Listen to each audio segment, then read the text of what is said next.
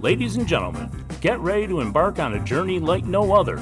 Welcome to the Glum Lot Podcast, your go-to destination for a unique blend of recovery and discovery. I'm Brett. And I'm Mark. And in this podcast, we will endeavor to create a safe and uplifting space for our guests and listeners to share their stories with sincerity and a touch of humor. Remember, we are not a Glum Lot. The Glum Lot Podcast is more than just a source of entertainment. It's a beacon of hope, proving that even in the darkest moments, recovery is possible. Every story we share carries the power to inspire positive change. So buckle up, get ready to listen, and join us in discovering the strength that lies within every individual's journey. This is the Glum Lot Podcast, where humor meets hope.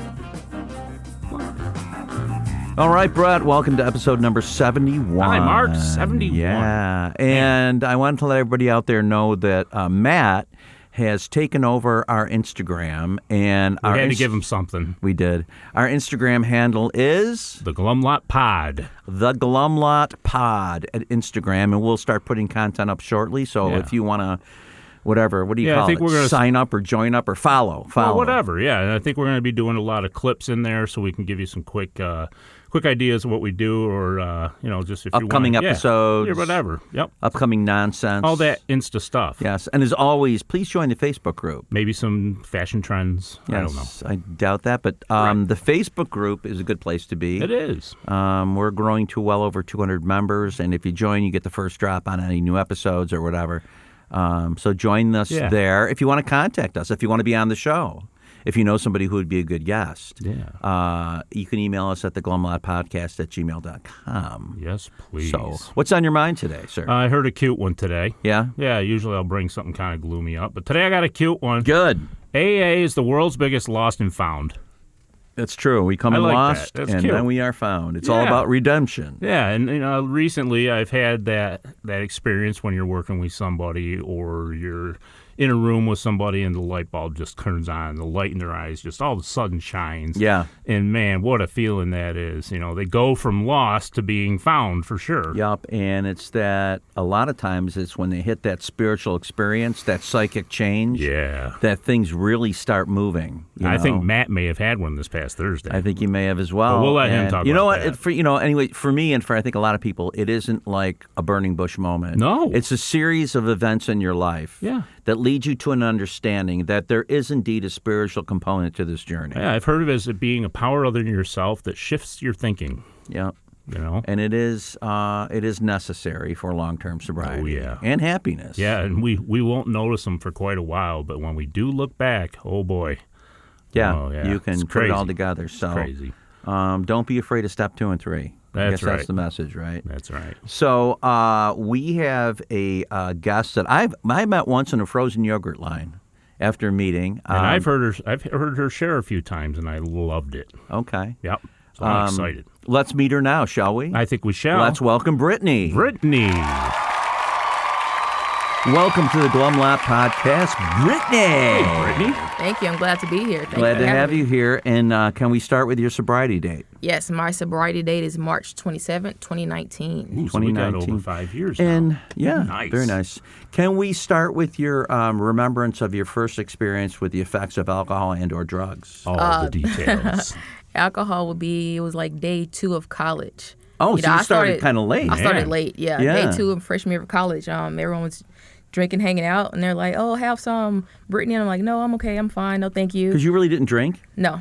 Wow. That's really interesting. I grew up in an alcoholic household. I was I wanted to be better than what I The way you saw. were growing up? Yeah. Any experience with smoking pot or any of that stuff? Yeah, a little bit down the line, but everything started, after 18. Right. Oh, and that's wasn't really even interesting. it wasn't even as severe until later on in my 20s. Yeah, so you have that the first experience with alcohol. Did you catch a buzz? Yeah, I blacked out. Holy shit. Yeah, the first time. So you went from 0 to 100. They like, oh, come on, I'll mix it for you. So they gave me like some cranberry juice or some kind of juice and then alcohol in a wide straw. And they're like, just drink it as if it's medicine. Just take a big gulps, big sips. Choke it down? Yeah. And that's what I did. And then it was like a rolling blackout kind of sort of. Nothing bad happened. Kind of like a gray out? Yeah. Yeah. And the next day, they're like, oh, you're so funny. You did this, you did that. And I was like, oh, okay, cool. But I remember within the first few minutes, that warmness. Like I'm like, oh my God, like this is great. That was my experience too. I missed this a long time ago. I could have done this. No wonder they did this. Exactly, but that was my first experience with that. Okay, and so from there, did you chase that at all? Did you want to do it again pretty quick, or? Not as quick. It was I went to Tennessee State University down in Nashville, Tennessee. Okay. And it's one of like the party schools. Oh yes. So it wasn't like chasing it. It's just whenever we hung out, we it was drank. just in your face. Yeah, and then of course like what is it?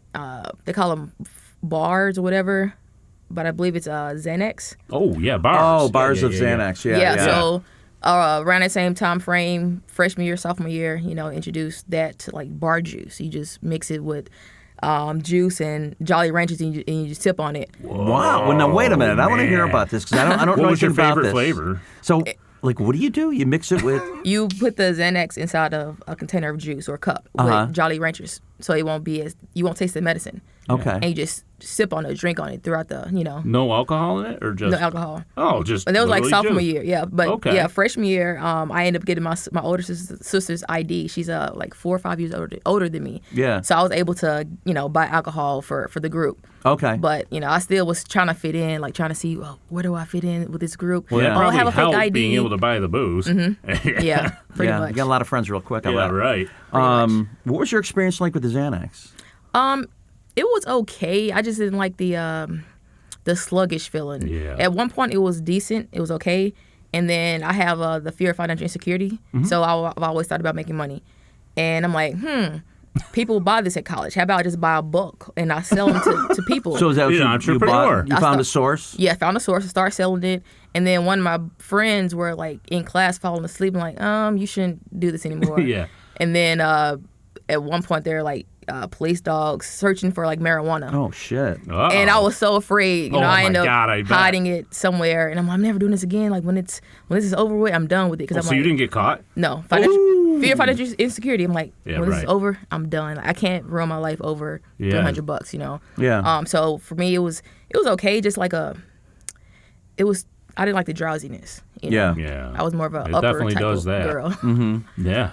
No, so from there in college, did your drinking increase during your sophomore or during your junior and senior year? Or? I didn't finish. Yeah, I didn't even make it to junior year. Nice. Oh, do you think drugs and alcohol had something to do with it? Not the.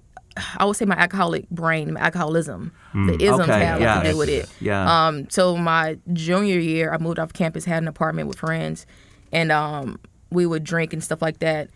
And I'm like, I have a job. I'm like, I have money in my pocket. Mm-hmm. I go to class next Tuesday. If the class is only Tuesdays and Thursdays, and I miss Tuesday because I go to work, and then Thursday roll around, I'm a little tired. I'll go next. So it went weeks without me going to class. So I dropped out. So you're making some money, you start blowing it off. I'm not making any money there. Yeah. Mm-hmm. And you're not really seeing the future. You're just thinking now, immediacy. I got money. I'm good. Mm-hmm. And then started going to clubs and stuff, and I'm sneaking and drinking. They put like an X on your hand to know that you're underage. And I'll be in the bathroom, me and my friends like scrubbing it off with soap. And even then, I would still only have like maybe 2 or 3 drinks. I would say maybe 2 drinks. So you weren't crazy with it? I wasn't crazy with it. I was only 20 years old, 2 drinks. There was no Uber or Lyft at the time. Yeah. So, I'm driving back home at night. And it was maybe, I know towards the end of it, I remember not really remembering as much getting home. And then running outside like, okay, phone, wallet, keys. Now I'm like, where's my car? And I'll see my car parked and like, okay, cool. Got it all. Yeah, and that's what was going on. And then I was introduced to like party drugs like Molly and cocaine and stuff like that. I'm like, wait. Molly's here. Yeah. I'm like, this is cool, I can do this and still function. With alcohol, you can't really function as much, but I can do this, still drive, I can do whatever I need to do. So I started to do that more than alcohol because it made sense for me at the time when me going What was out. your experience with the other drugs? I mean, as far as the feeling goes. Like Molly, for instance. It was like euphoric, like, oh my God, like the lights were glistening. I would never forget.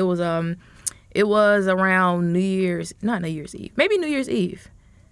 Maybe. I can't remember. It was some reason that we were all going to the club. Yeah. And I'm not going to say I was a bad influence, but we all said, we should do it. And I'm like, oh, Brittany, you do it first. And I'm that person, I'll do it. I'll do anything twice if it doesn't kill me, So I'm like, sure, I'll try it first. And we're in the car. And by the time I got out of the car, within 5 minutes, like it was a rainy night in Nashville. and all the lights seemed to glisten. And you felt every drop and I'm of like, rain. oh, this is so nice. This is amazing. And makes all your senses like wicked high. Right? Yeah. It was amazing. Like, it was like one of the best party experiences I had, like, other than drinking. Yeah. And I could remember. So I'm like, oh, okay, this is nice. So I end up doing that more than drinking. So you thought that was a better fit because you don't get the sluggishness, you're not driving drunk, and you still feel good. Yeah, and I'm like, if I get pulled over for DUI, what? They don't smell drugs. Right. It's not. It's just drugs. like, right. you know. Well, what else besides Xanax? just might hug the cop. Besides Molly, did you Coke, a little Coke? Yeah, Coke. Yeah, it would be Molly and Coke, and it was, looking back, it was pretty. I'm gonna say it was bad. Well, it was bad because I would have like Molly in one pocket and Coke in the other pocket, trying to, it was just unmanageable because why do I need both? You're chasing a feeling. Chasing that first feeling of like the euphoric, like, oh my God, I've arrived. Get things going. Why do I need both? I had one in each pocket. Now, where are you from originally? I'm from Memphis, Tennessee. Okay, I was going to say, get a little bit of Southern accent. Yeah. Okay, it's going to get me going. So from there, you're working, you're going out to clubs, you're experiencing some new drugs, kind of getting away from drinking a little bit, right? A little bit, yep. And so what happens? And I'm working all these hours, picking up overtime, like, oh, something, that empty void, that God-sized hole is there. Yeah. So I'm just picking up more hours. Maybe I should stay busy, work more hours, do this, do that. And it hit me, I'm like, maybe I should join the Navy, Yeah. And, well, there you go. Yeah. That never happened to me, but... Me either. Yeah. Yeah, so... It was good for you, though. Mm-hmm. Yeah. Went to the recruiting office. Yep. Signed up. And then once I was finally in the DEP program, before I even went to MEPS, I knew I had What is MEPS? MEPS is the Military Interest Processing Station, where you go through the medical testing, all that. Okay, so yeah, you're kind of checking in. Yeah, so I went, and with the Navy, it's pretty much like, at the time, it was harder for girls to get in. Sure. It was based off scores and availability. Sure. So I was waiting, and then I went to the Army recruiter, and he's like, all right, can you do it past the urine test? I'm like, yeah, I can. I don't really smoke as much, Yeah. And then he came back, and he's like, can you quit cocaine? And I'm like, what? Whoops. I was embarrassed, shit. I was like, oh, that's only sometimes. that. It's only sometimes, But shortly after that, I was able to join the Navy DEP program, which is like a delayed entry program. Okay. While you wait to be shipped off to boot camp. And of course, during that time, you can't do drugs. You can't do anything, right? You can, but it's not recommended. So I was like, all right, cool. I'm now Are they still going to test you when you go in? to ship out. Yes. Yeah. Okay. But so you got to be like, careful. I had like maybe 4 months before I shipped out. Okay. 4 or 5 months. All right. So were you active during that period? I only drank. Okay. And that's when my drinking like spiked up. Oh, okay. Because now I don't have the other stuff, so I'm just drinking. And even then, it wasn't every day when I drank. If I drank a lot. I binged immediately, And it was a situation where like me and my friend went out, drank a lot, and I woke up on the couch, and I had work that next morning. So I'm like, oh man, I'm late, but my pants are wet. Uh-oh. And I'm looking, and I was not in my friend's apartment. I was in her neighbor's apartment. But luckily, it was like the college apartments. And it wasn't a couch; it was a bathtub. It was a couch. Holy shit! And the girl, she's like, Brittany, what are you doing in here? She knew who I was because of the college apartments. But I'm like, what the hell? Yeah, where am I? So I I ran out and left to go to work and pulled over like throwing up, and it was just terrible.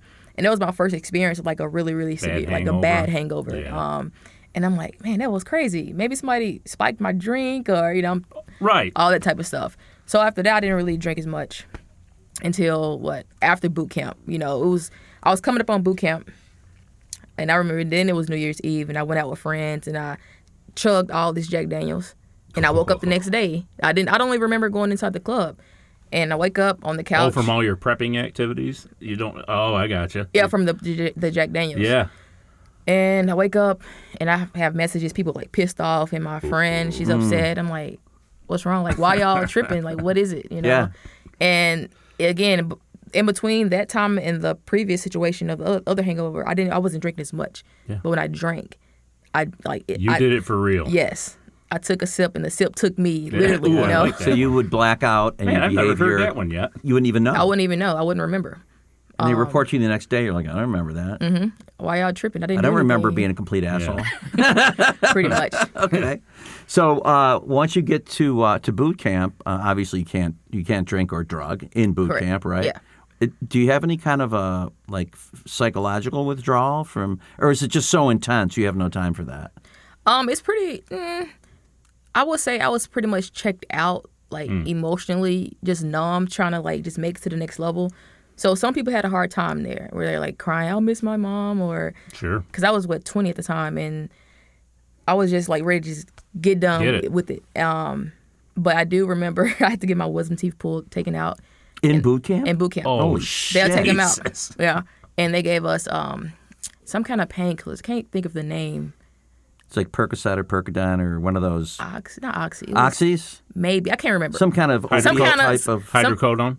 Yes, hydro. Yeah, something that if for an addict or alcoholic, you want bad more. News. Yeah. So got my teeth taken out, and they gave me a few days worth, and I was like 2 days of like bed rest. Day 3, how you feeling? Oh, I'm still hurting. I have to go back. Went back, got more. Yeah. And I wasn't hurting with this. Yeah. The alcoholic thinking that you were chasing that. I was feeling chasing it. Yeah. And that's like, it's not okay. But it led me here. Yeah. So once they did cut you off, obviously. Yeah. After the third time. Did they say anything about it? Like, come on. No. Okay, so they just let you off the hook and said, okay, you're done with this. They gave me another script or like 2 days worth, and then that was it. Told you to move on? You should be fine now. Yeah, if you're not, then something else is going on. Yeah. So you get out of boot camp and you're good, right? I thought it was good. I got out of boot camp. I had no, desire to drink or do anything, just like, all right, now I'm going to my first duty station in San Diego. Now, at this point in your life, you feel like you're a fairly normal person, fairly normal user, just maybe you overdo it sometimes. I assumed I was a normal user, yes. Yeah, and you think, okay, so when I drink sometimes I drink to excess. Yeah. That's not it's abnormal. Not out of the ordinary for right, people. There's nothing wrong Everybody's with got me. that story. Yeah, and so you're young. Mm-hmm. So you move on, you get your duty station. Where is it? I was in San Diego. Okay. California. So you ship out to San Diego, you set up shop there, right? You're living on the base? Yes, temporarily. Oh, okay. Yeah. And so what happens? So a lot of people in the military, they get married really quick, especially if they're young and dumb. Yeah. So the girl that I was with, on and off with at the time, before I went to San Diego, she's like, maybe we should get married. I'm like, maybe we should. It wasn't even legal in Tennessee for same sex at the time. Oh, it wasn't? No, we had to drive up to, Gary, Indiana. Indiana? We drove up to get married real quick, like a courthouse thing. Yeah.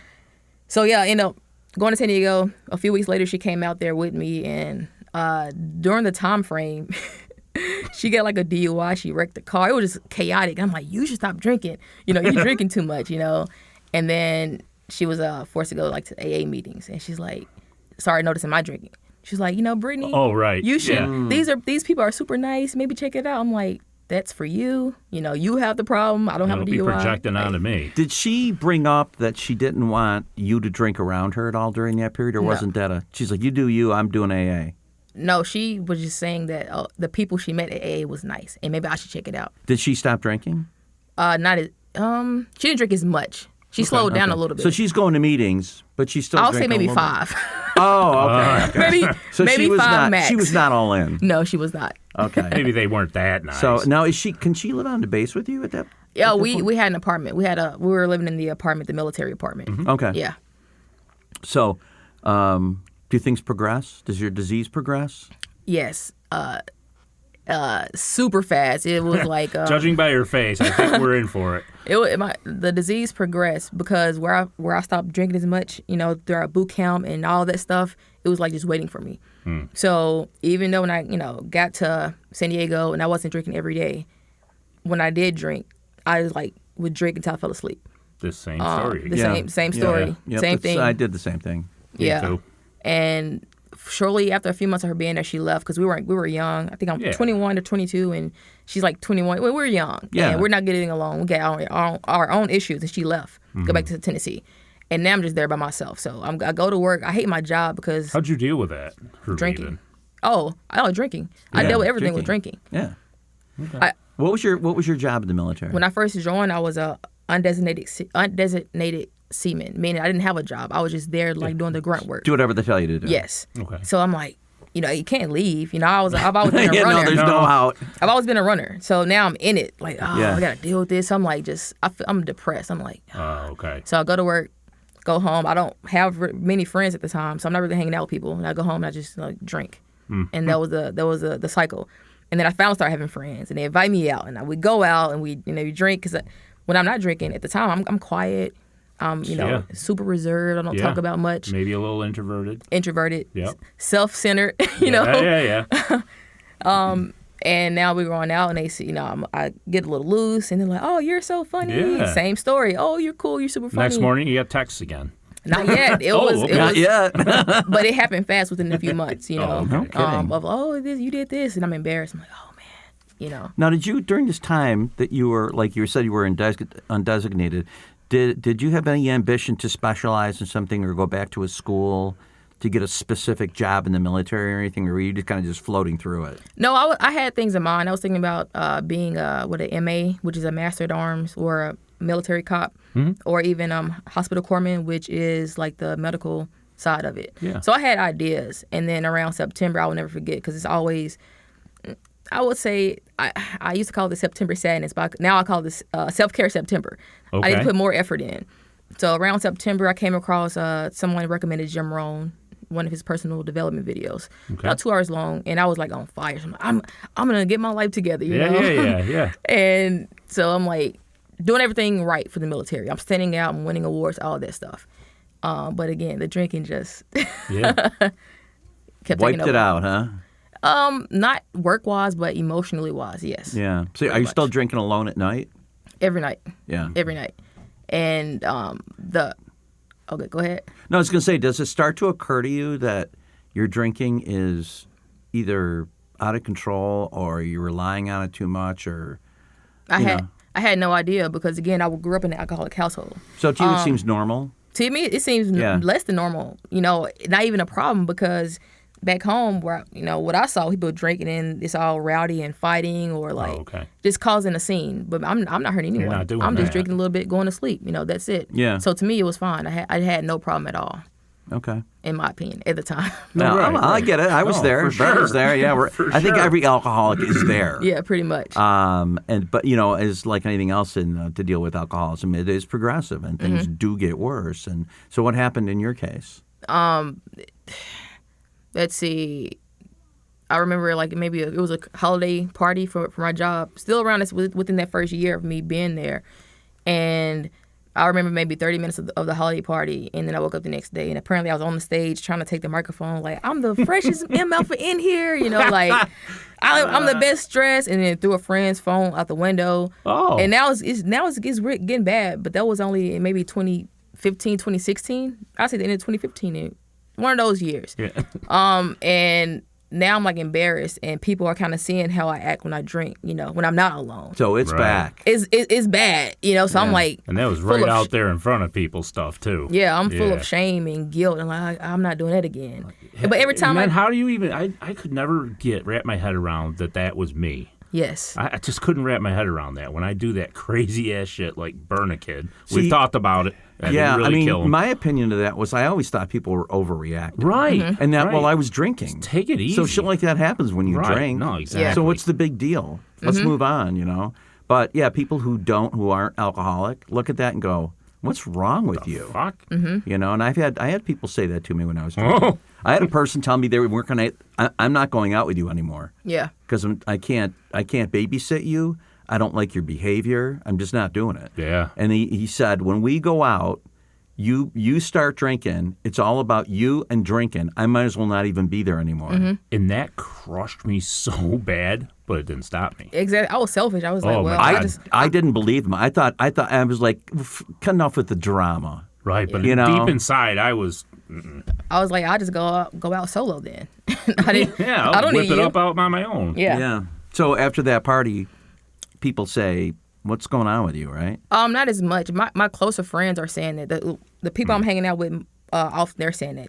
Everyone else, they're just laughing about it because, again, think about it. The military is a culture of drinking. Yeah. They used to have liquid lunch, which would be like you go on lunch and you don't eat. You just drink alcohol. And that was only a few years prior to me getting there, joining the military. Yeah. So to them, it was like, oh, that's what happens. It's a holiday party. Yeah. All right. We work hard, we entertainment. play hard, right? Yes. And it wasn't until I'm trying to think, maybe a year later or months later, we went on deployment, and that's when it was really exposed. Where did you get deployed to? We were just the Pacific, Asia Pacific. So went to Djibouti, Dubai.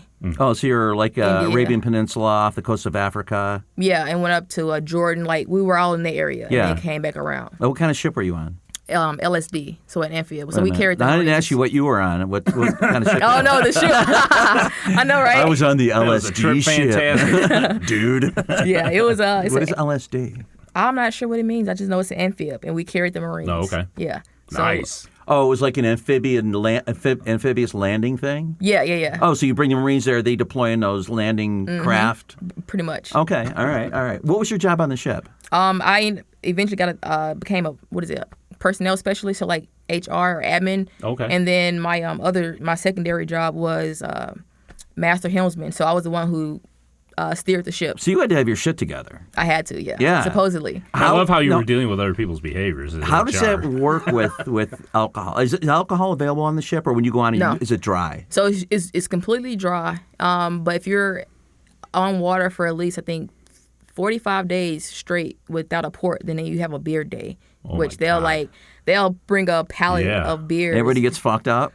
It's supposed to limit to like one beer or maybe two. But right before we got to that point, we ended up pulling into Jordan, and then we had beer on the pier, Oh, okay. But people in Jordan don't drink, though, do they? We weren't. I don't know what they do. Yeah, I think some Muslim. I know, like I know what I did. I don't know a lot about it. I think in the Muslim religion, alcohol is not. Oh yeah, in Muslim religion they don't drink. Right. We're on the pier, so we could do pretty much like that little part was like, I guess, U.S. territory. Yeah. Temporarily. So they had beer for you? Yeah, lots of beer. Meanwhile, they're all on the shore like, God, I wish.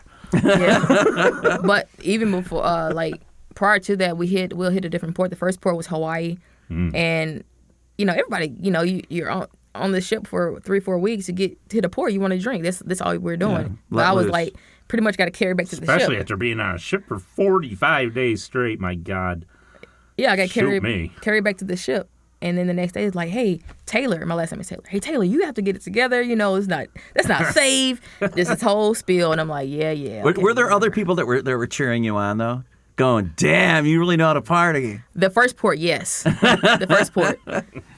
As time went on, like the second or third port, I was put on restriction. I couldn't drink. I couldn't even stay out overnight in the hotels because a situation, like not getting back in time. Right. Okay. So they're like, all right, you're, I can't think of the term, it was years ago, but you can't drink this next port, which was India. Go India. You can't drink and you can't stay the night. So be back at the ship by 6 p.m. And so had they discussed this with you and said, you've got a problem with alcohol or you got a drinking problem or anything like that? They try to say you need help? No, they just said, don't do it. You need to chill out with that shit. Like, okay. Stop. So it isn't like they evaluate you and say, we need you to go see this medical person about. Not yet. Oh, okay. Not yet. I just kind of wonder how that went. I know, they're going to deal with it pretty straightforwardly, right? Say you're not getting off the ship and you're not drinking. That's it.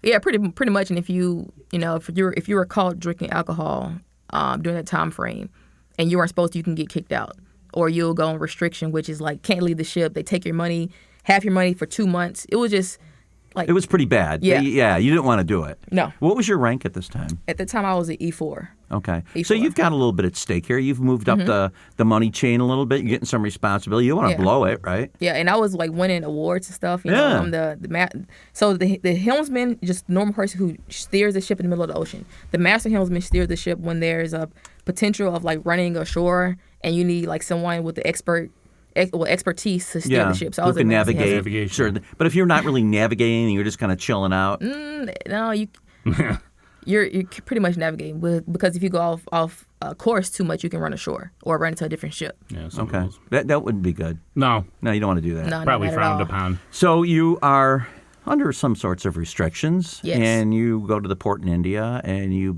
stay on the ship.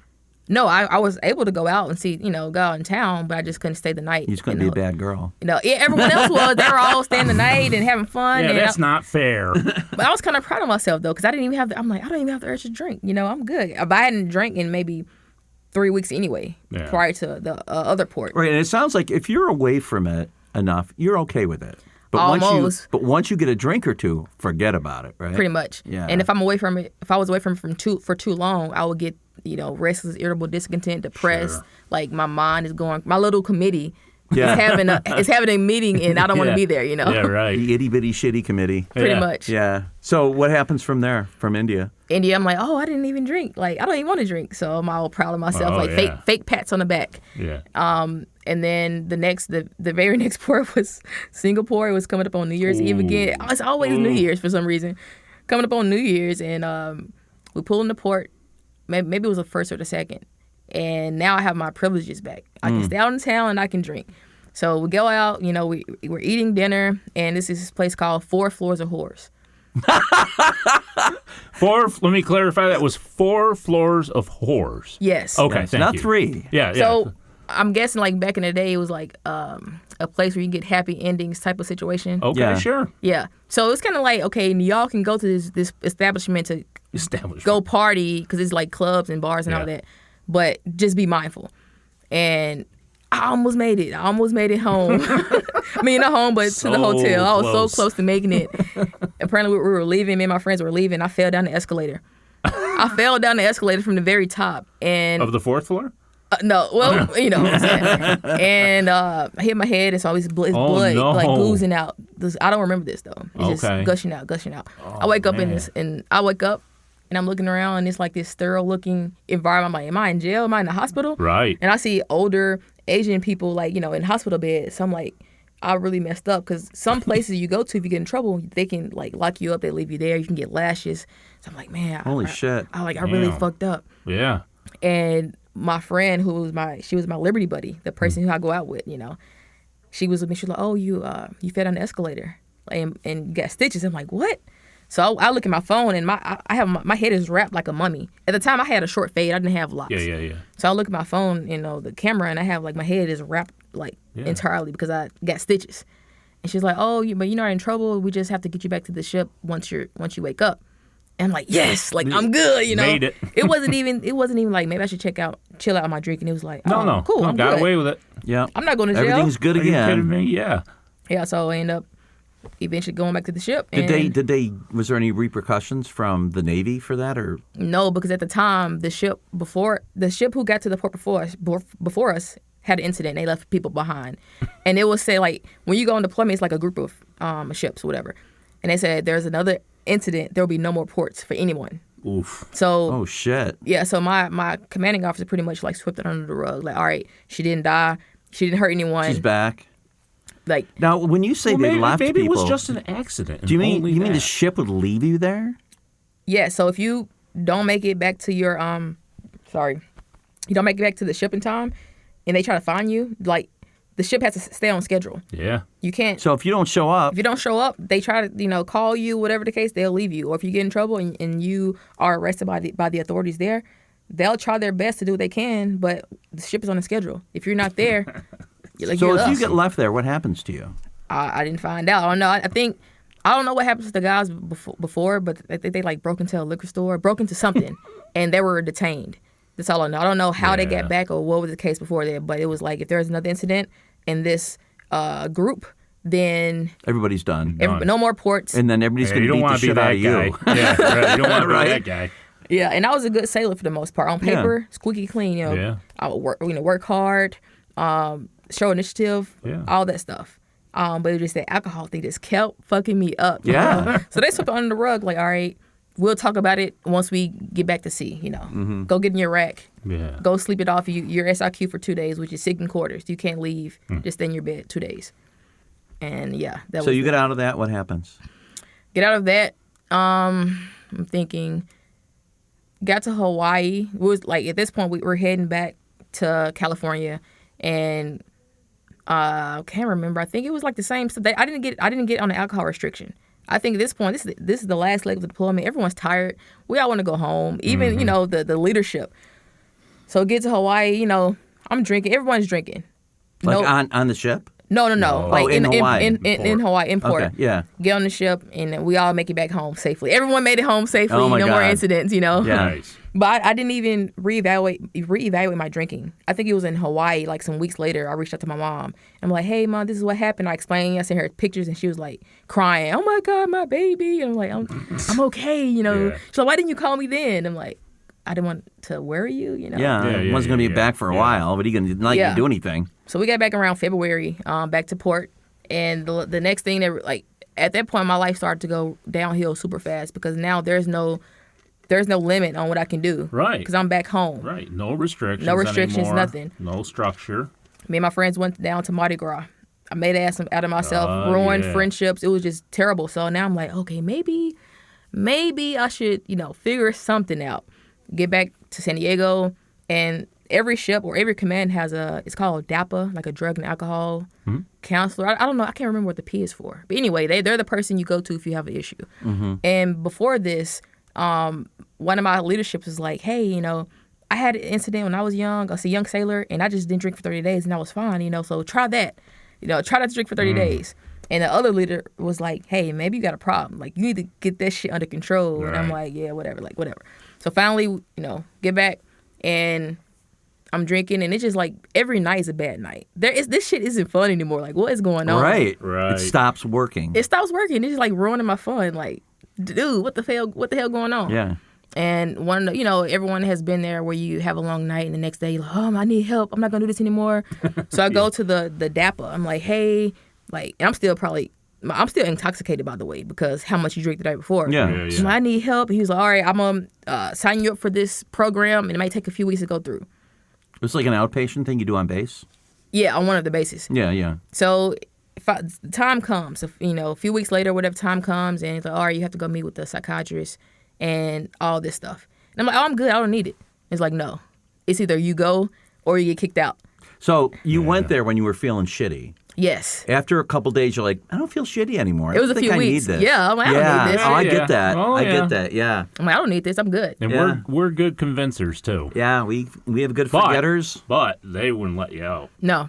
I was like, because there was people who went through the program and drank, and they got kicked out. They got booted out. So it's for real. It's for real. Yeah, they don't bug around. But me, my whole life, I moved off fear of financial insecurity. Right. So I'm like, all right, I'll check it out.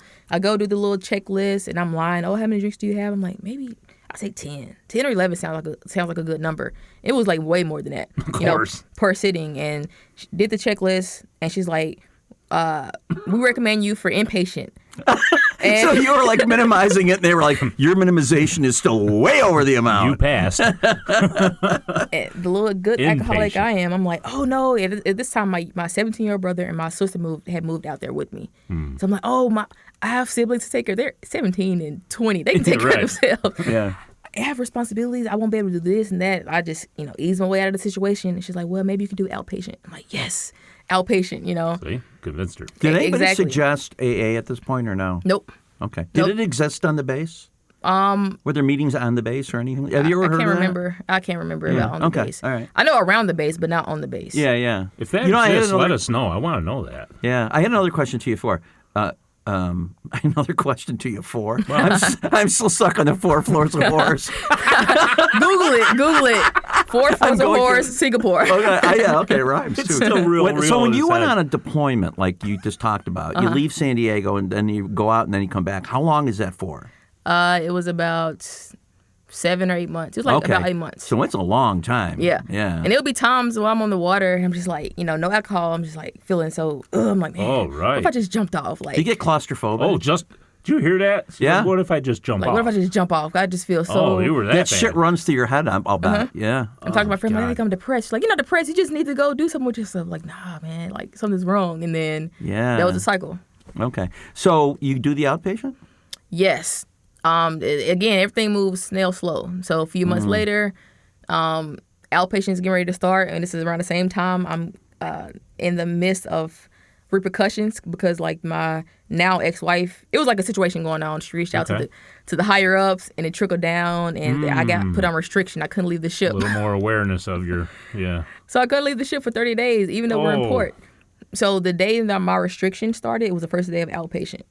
So the day before that, I was just drinking all night. Like, what's my last night for the next 30 days? So is the outpatient on the base or on the ship? No, it wasn't. It was across town. They use like civilian providers for that. Okay, so you have to get there. Yes. Okay. Some bases, they do have providers on base, like this in the military, but this one still happened to be like across town. And they hold you accountable, right? Like you got to do it. What, to go to outpatient? Yeah. Yes. Okay. Yes. So you go to outpatient. What's the conversation First thing they had us do was breathalyze. I'm like, oh, shit. I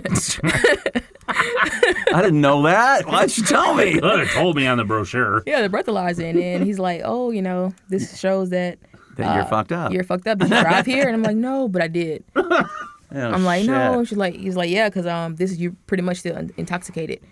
And so to that point forward, I'm like, okay, I see they do breathalyzers. But I can't drink anyway because I'm on restriction. Yep. So for those 30 days on restriction, people offer like, you want something to drink? This what they do. And I'm like, no, I'm good. I'm done drinking. Yeah. I'm done. Yeah. And as soon as I got off restriction, those 30 days, I went back doing the same thing. But I calculated. I had 30 days to find the pattern. What day do they do the breathalyzer or the urine test? Crafty, aren't we? We are very good at that stuff. Yeah. Well, at least we think we are. Oh, right. Yeah. So by the time I, was off restriction and was able to go back to my own house, like my apartment, I just thought about, I calculated if I drink today this much, then the breathalyzer will be fine the next day or this time or the urine test. That's what it was like. Did it occur to you during this period that you did need help and you really needed to make some changes? No. When did that happen? What was it? Yeah. The emotional, the spiritual bankruptness or the emptiness, the depression. I'm just I was over it. I was so over that feeling. And I couldn't drink normal no more. Yeah. After months of attempting to do this craftiness, it wasn't working. And so me and my grandmother, we're super close. Yeah. And she just happened to be up that night or morning or whatever it was. I'm like, I'm just so depressed. I don't know what's going on. I just feel like I don't know what's wrong. And she's like, well, baby, did you pray about it? I'm like, pray? Like, what? Yeah, right. And, I did this little prayer, just please help me. I just need help with this. A week and a half, maybe 2 weeks later, the DAPA person came up and was like, hey, I know you're not going to those meetings. Oh, I forgot. I was supposed to go to meetings in that time frame, but I was meetings or? AA meetings. Oh, okay. But I was signing the document myself because I wasn't checking. Okay. So I wasn't going to those meetings. You were supposed to get your paper signed? Yeah. And did you even go to one? At the time, no. Okay. Yeah. I was signing it myself. Okay. And my friend saw how my life was going, and she talked to the DAPA person. Mm-hmm. So then, in turn, the DAPA person talked to me, and I'm so pissed off, why would she be in my business? What the fuck? And it's hey, I know you're not going to those meetings. Boston. So starting today, I'm going to start checking. So I went to a meeting that day, that evening. What was that like for you? You raised your hand. You said, this is my first meeting? No, I just... No. You flew under the radar? I was under the radar. I was trying to creep in. I can't go into an AA meeting. You sat in the back? Sat in the back, and it was in his church basement, of course. Oh, yeah. We do that. Yeah. It was a bigger meeting, and I just tried to lay low. Anybody your age there? Anybody your age there? No. Yeah. No, it was, so I was, at the time, I was 25 at the time. Yeah. And it was a whole bunch of all older white guys, and I'm a woman of color, and I'm 25. And we're older white guys. And that really didn't bother me because, at the time, it didn't bother me because my job is there's diversity, and just the field I'm in, it didn't matter to me. Yeah. So I'm whatever, and they had all these drunk stories of what they lost. Or what hadn't happened yet. So I was I can't relate to this. I'm just here to get my paper signed. So I'm thinking, I'll go up there, I'll, shy, can you sign my paper here, Hey, buddy. Yeah. But then the second meeting that I went to is what hit me. I went to a women's meeting. It was a sober living home, and it happened to be chip night. So I get there again, tail tuck, not saying anything. Yep. And they know I'm not, I'm new. They're oh, how you doing? What's your name? And I know, right? And they picked up chips. It was a 24-hour, then 30 days on, and some years. Yeah. And each person who picked up a chip, they talked about how they did it. Oh, okay. And that's what got my attention. I'm getting chills thinking about it because they got my attention. Because they talked about what it was like, what happened, what it's like now. And I'm shit, they drank the way I drank. All right, so maybe this works. If they're sober now, okay, I check it out. But I still wasn't fully convinced that I needed AA or I needed a 12-step program to get sober. Yeah. So I white knuckled it for almost 90 days. The first 2 months, I went to meetings all the time, and slowly I stopped going to meetings. Yeah, I never used a phone list. Right. I didn't do any of that, and I ended up going back out. Did you get a sponsor? Nope. Read the big book? Nope. Work steps? Nope. So you're basically just going to some meetings figuring, I'll get by? Yeah, I wasn't AA. I was abstinent. Yeah. But you did hear some things. I heard some good stuff. Yeah, you heard some things. I heard some really good stuff. So now that's in there a little bit. It's in there. Yeah. And I didn't know that you're supposed to cut out everything. So I had time off from work, and so me and my friend decided to do ecstasy when we go out.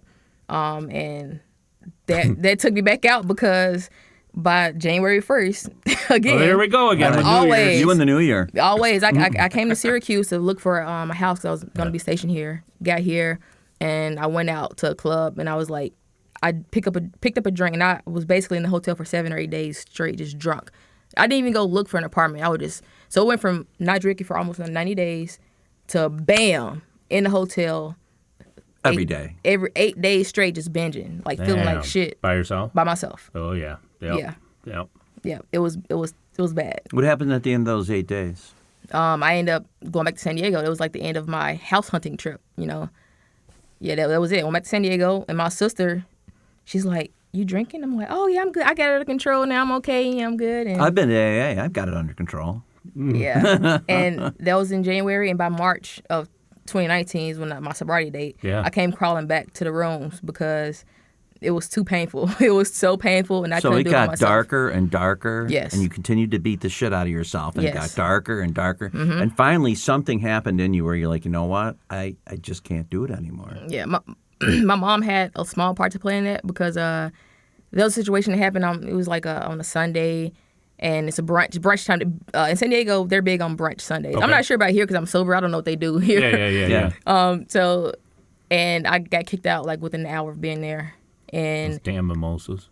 So I know, right? Everything, right? And so it was some tourist people there from down south. And they're like, "Oh, you from the south? I can tell by your accent." I get kicked out. And they're like, "Oh, we'll take you home." And I'm blacked out. And they get my phone call. My mom like, "Hey, we're with your daughter. We're trying to get her home. We don't know." So mom, she's panicking. She's in Tennessee. She's freaking out. So I wake up.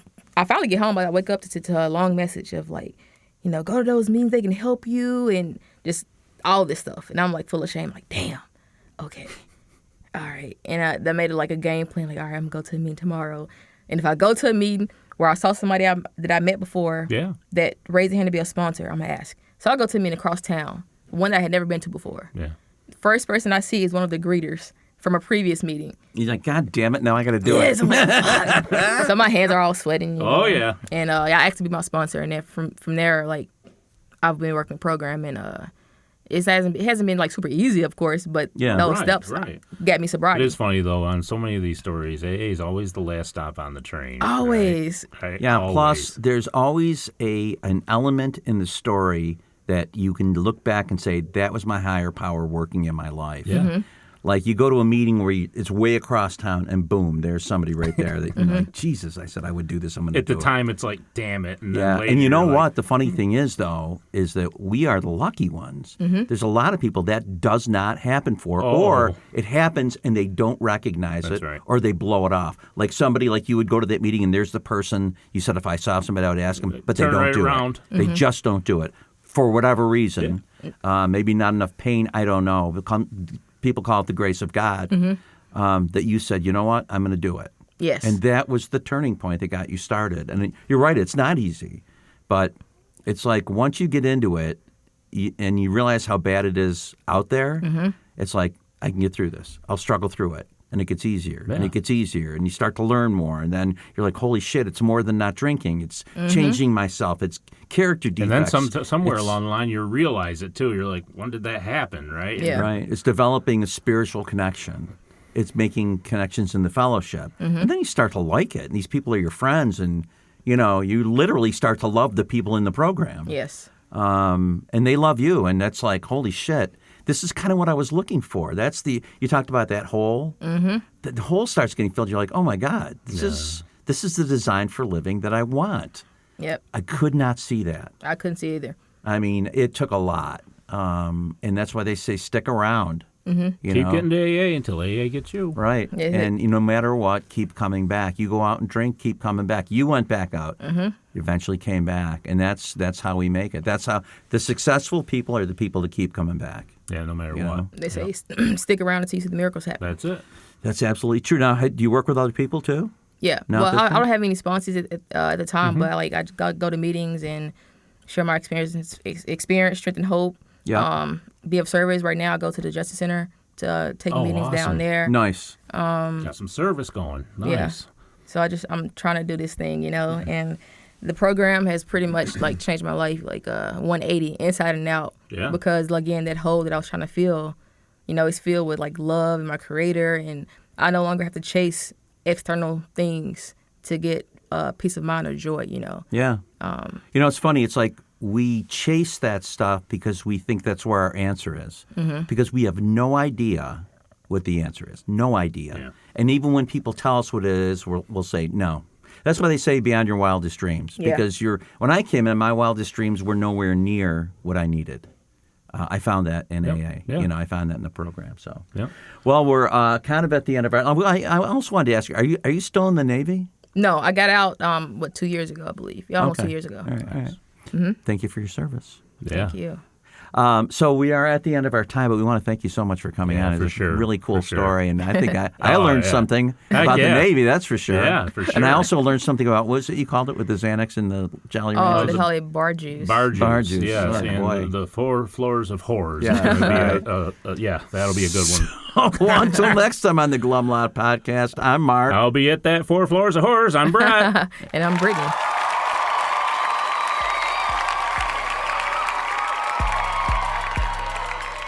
As we wrap up another episode of the Glum Lot Podcast, we want to extend our heartfelt gratitude to each and every one of you who tuned in today.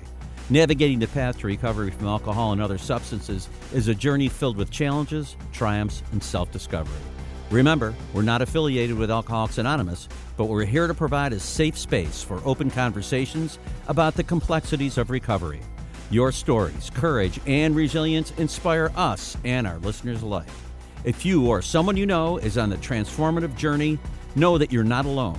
Join us next time as we continue to explore the diverse facets of recovery. Until then, stay strong, stay connected, and remember that each day is a step towards a brighter, sober tomorrow. Thank you for being part of the Glum Lot community.